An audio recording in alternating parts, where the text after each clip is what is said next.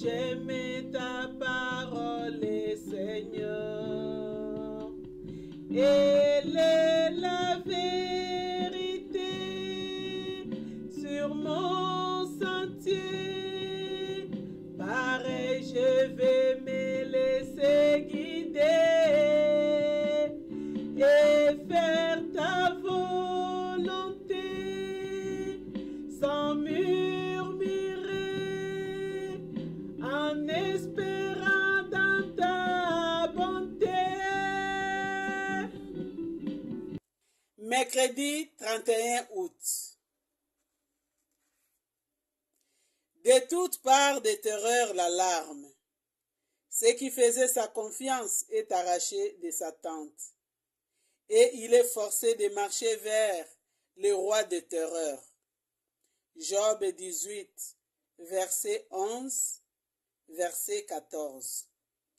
Et j'ai vu les morts, les grands et les petits, se tenant devant le trône. Apocalypse 20, verset 12. Droit de grâce. Il n'avait pas peur de faire mourir les autres. Quelques semaines avant sa mort, il refusa encore d'user de son droit de grâce envers 5 jeunes condamnés politiques. Malgré les sollicitations pressantes venues du monde entier, les voilà maintenant dans sa chambre, frappé par une maladie dont il ne se relèvera pas. La mort tourne autour de son lit. Il ne veut pas se rendre. Il ne veut même pas céder à un autre le pouvoir qu'il détient.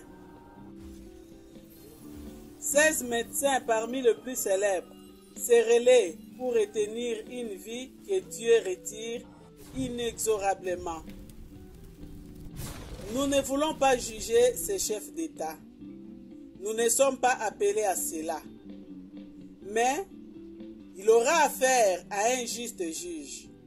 Et quand ayant franchi la frontière d'où l'on ne revient pas, dépouillé de tous ses titres, vidé de toute son autorité, il comparaîtra en jugement. Que sera-t-il devant Dieu? Un coupable, comme les autres, à la merci d'un droit de grâce qui ne pourra plus s'exercer.